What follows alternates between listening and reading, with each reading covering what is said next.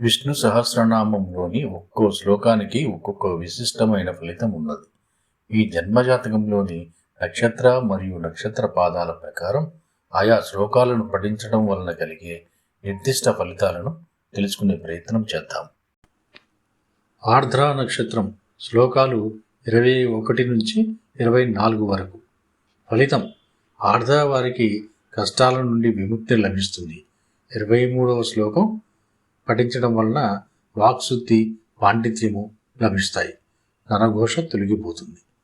పఠించే విధానం: ప్రతిరోజు ఉదయం స్నానం చేసిన తర్వాత మీ నక్షత్ర శ్లోకాన్ని కనీసం 28 సార్లు పఠించండి.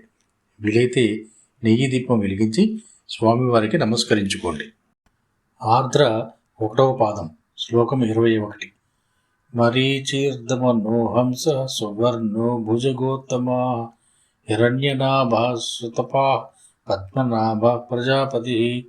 తాత్పర్యం: తేజోవంతుడు, దుష్టులను దమించువాడు, గరుత్మంతుని వంటి రెక్కలు గలవాడు మరియు నాభియందు పద్మము గల ప్రజాపతికి నమస్కారము. ఆర్ద్ర 2వ పాదం శ్లోకం 22. అమృత్యు సర్వదృక్ సింహ సంధాత సంధిమాన్ స్థిర అజో దుర్మర్షణ శాస్త్ర విస్తృతాత్మా సురారిహ. తాత్పర్యం: మరణం లేనివాడు, అంతా చూసేవాడు, సింహ పరాక్రమం కలవాడు, నిశ్చలుడు మరియు దేవతల శత్రువులను సంహరించువానికి నమస్కారము. ఆర్ద్ర 3వ పాదం శ్లోకం 23. గురుర్గురుతమో ధామ సత్యపరాక్రమ నిమిషో నిమిషాస్రగ్వి వాచస్పతి వృధారధీ. తాత్పర్యం: గురువులకే గురువు, సత్యస్వరూపుడును, నిరంతరం మేలుకొని ఉండేవాడు మరియు గొప్ప జ్ఞాన సంపద గల వాచస్పతికి నమస్కారము. ఆర్ద్ర 4వ పాదం శ్లోకం 24.